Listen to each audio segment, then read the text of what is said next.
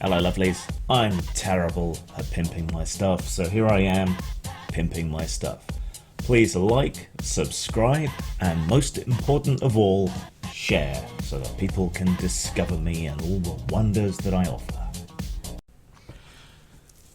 Hello lovelies, let's do another Lamentations of the Flame Princess review, and one that will be mercifully short, but almost certain to be demonetized, as there is nudity and blood and organs and things for people to worry about. So, this is the Butchery of Agnes Gooder for Lamentations of the Flame Princess, which doubles as a sort of book catalogue for Lamentations and a short adventure with one of the finicky little things and interesting presentation efforts that Mr. Raji and Lamentations are rather known for at this point, the quality of presentation. It's an adventure, so as usual it's hard to review without any sort of spoilers, but I don't think it's spoilering anything having seen what's in it, having seen what it's called, to say that it's basically about a mystical autopsy. Now, it's not a book, it's just a piece of paper folded with a second piece of paper for the prop, which is nice.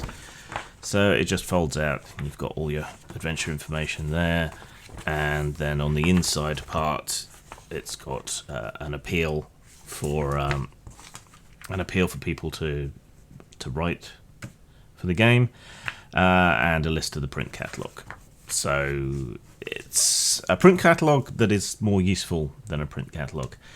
I don't think I'm spoiling much by saying that it is about a magical autopsy.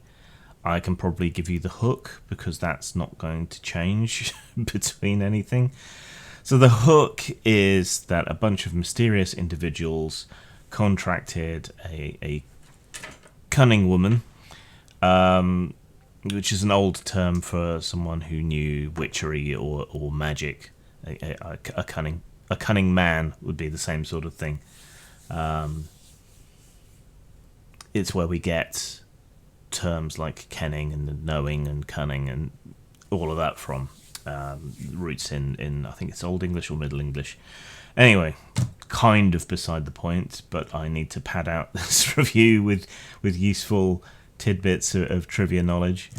So yeah, these mysterious individuals contracted this cunning woman to produce a number of homunculi for them, and yet they have heard nothing back.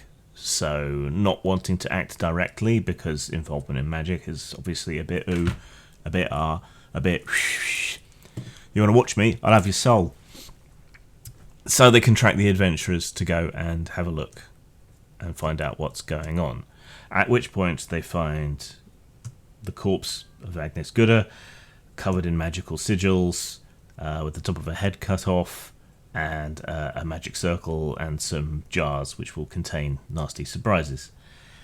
What's not clear, and I've read and reread the adventure, is how you're supposed to get from stumbling onto this scene onto the rest of the adventure, which is all really confined to the woman's house, and the objects therein, and the body, which you can then cut up.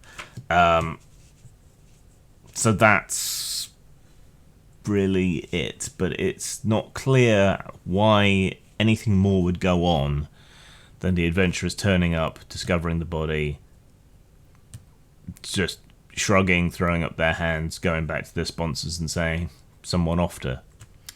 And maybe you could spin that out into a larger adventure, trying to find out who killed her and so on, but that's not really presented here. I don't know whether that's just because of space concerns, it being a single sheet of A3 paper roughly, or what, but it just wasn't clear to me how a band of adventurers coming upon this scene are supposed to make the jump to the more involved and convoluted butchery of the body, anatomizing her. Yeah, it's very short. There's not a lot to it. It's nice and weird and mystical. It's more of a scene setter, maybe an initial hook to get the characters working for these mysterious sponsors who are looking for homunculi and maybe other magical artifacts and objects and so on. So that part is at least a decent hook into something more. But it just wasn't clear how you're supposed to actually get an adventure or even a full meaningful encounter out of this. I do have very much like the presentation and the idea.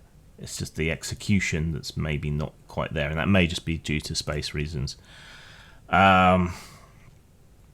Style, 4 out of 5.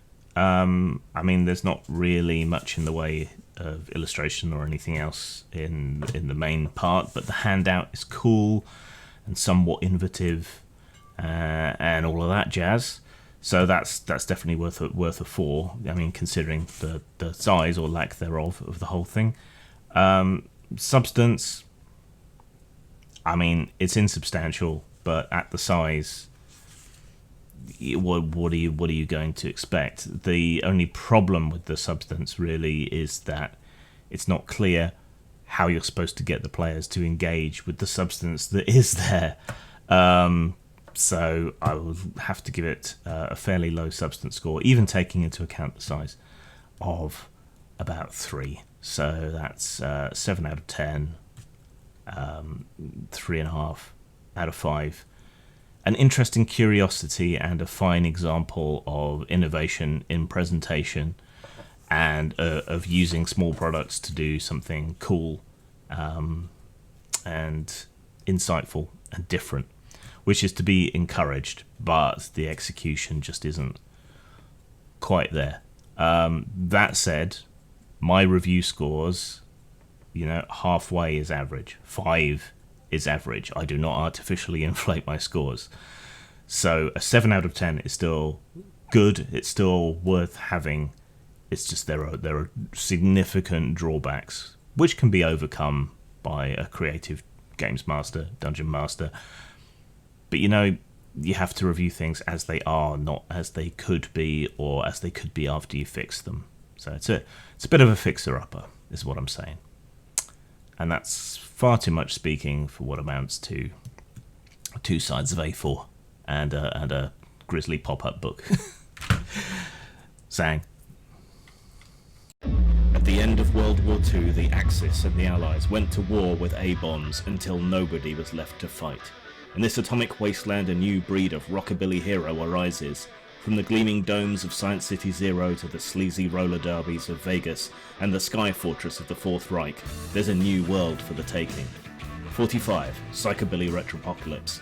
Available at lulu.com and RPG Now.